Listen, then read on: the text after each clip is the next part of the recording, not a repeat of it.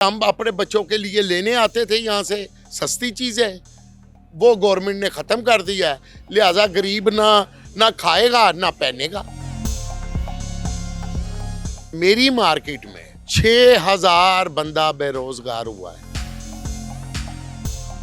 इछरे में 18000 बेरोजगार हुआ है, अनारकली में 22000 बेरोजगार हुआ है। इसमें सबसे ज्यादा नुकसान किसको हुआ है? नुकसान सिर्फ पाकिस्तान का हुआ है। अस्सलाम वालेकुम वालेकुम अस्सलाम। सर जी, कैसे हैं? अल्हम्दुलिल्लाह, दुआएं आपकी। नईम अख्तर साहब, आप यहाँ पे सदर हैं इस जो है ना करीम ब्लॉक के सीनियर सदर, सीनियर रहनुमा। सीनियर रहनुमा। ठीक हो गया। क्या कहना चाहेंगे? मार्केट में ऑपरेशन हुआ है काफ़ी टाइम से, जो है दुकानदारों से भी बात की है, स्टॉल्स वालों से भी हमने बात की है, तो शहरी तो खुश हैं कि यहाँ पे अमन पसंद हो गए, सुकून हो गया है, ट्रैफिक कम हो गई है, रवानी बेहतर है, पार्किंग स्पेस है।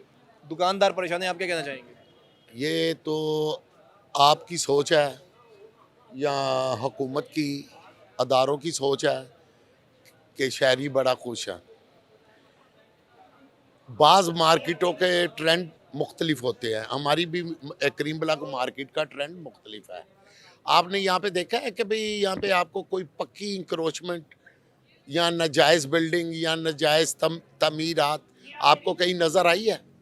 नहीं आई। तो ये जो शहरी है ना, ये परेशान हो गए हैं। परेशान क्यों हुए हैं? वो इसलिए हुए हैं, कुछ लोगों की सैलरी है 30,000 रुपया, उन्होंने अपने बच्चों की खुशियाँ लेने होती है। किसी ब्रांड में किसी दुकान में घुस गए तो वो वहाँ पे से तो नहीं ले सकते। वो पेट भरेंगे कि वहाँ से बच्चों के तन ढांपने के लिए कपड़े लेंगे? ठीक है, वो परेशान हुए हैं कि हम अपने बच्चों के लिए लेने आते थे यहाँ से सस्ती चीज़ें, वो गवर्नमेंट ने ख़त्म कर दिया है। लिहाजा गरीब ना खाएगा ना पहनेगा, नंगा ही आया नंगा ही जाएगा, ये काम हुआ है। बिल्कुल, ये आपकी बात बिल्कुल दुरुस्त है, क्योंकि इसमें गरीब रोज़गार, जिसका रोज़गार था वो भी गया, जिसने शॉपिंग दरमियानी करनी थी वो भी गया। तो रोज़गार का ये आलम है। मैं भी थोड़ा सा टिकटॉक पे ना बयान दे रहा हूँ, काफ़ी बयान मेरे आए हुए हैं।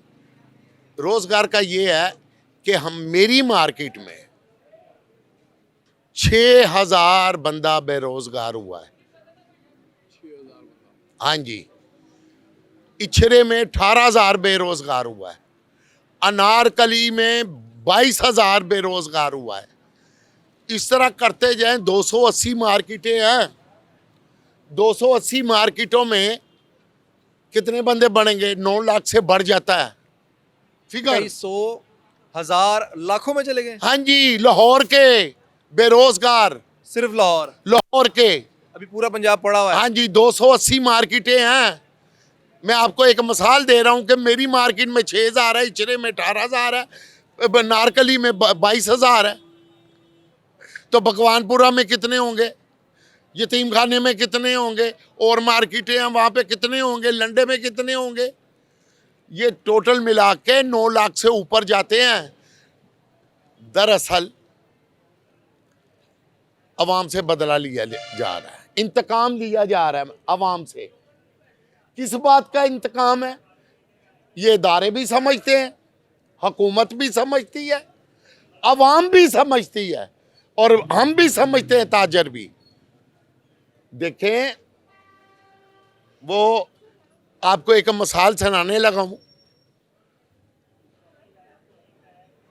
पहले नवाज शरीफ का जब दौर था ना, वो वजीर आला पंजाब था, तो उस वक़्त ना इतनी डेवलपमेंट नहीं थी, इतनी सोसाइटियाँ भी नहीं थी।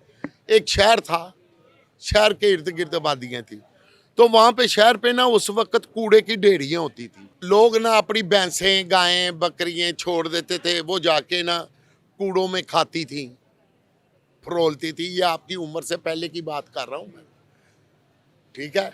वो फरोलती थी। 2 गायें खा रही होती हैं, फरोल रही होती हैं, एक का नाम कुक्की होता है, एक का नाम गोगी होता है। कुक्की पूछती गोगी से, सना। कहती, क्या सुनाऊं? मेरा दूध बेच बेच के मेरी मालकन ने अपने बेटे को पढ़ाया लिखाया, जब वो अफसर बन गया, जब वो अफसर बन गया तो वो कहता माँ इसको बाहर निकाल, ये गंद बहुत डालती है, ये गंद बहुत डालती है। वो कहती कहती उसने एकदम आंखें माथे पे लगा ली। तो कुकी कहती हमारे माथे पे तो सींग होते हैं, तो इंसान ने आंखें माथे पे लगा ली, हमारे में तो उसमें फर्क क्या रहा? फिर हम भी जानवर, वो भी जानवर। बिल्कुल ऐसे ही है। तो ये बहुत बड़ी मिसाल इन्होंने दी है। तो मुझे ये बताएं, हज़ारों लाखों ये जो इन्होंने बेरोज़गार कर दिए हैं, तो एक तो बेरोज़गारी बढ़ गई, दूसरा जो गरीब आदमी है, सैलरी क्लास पर्सन है, उनके लिए शॉपिंग का इशू हो गया है, कपड़े ढांपने के लिए वो नहीं ले सकते। इसमें सबसे ज़्यादा नुकसान किसको हुआ है? जमहूरियत को ही हुआ है। ये तो टैक्स कलेक्शन के चक्कर में कर रहे थे। इस वक्त नुकसान जो है ना, किसी का भी नहीं हुआ, हम अवाम बेवकूफ़ है।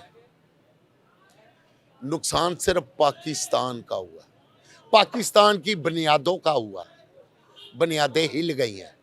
ये तो इकॉनमी चलाने के लिए आए थे, इकॉनमी इन्होंने- बेहतर करेंगे। इससे आपको लगता है कि अगर मुझे लाखों बेरोजगार हो गए तो इकॉनमी तो नहीं मजबूत होगी? कभी नहीं होगी।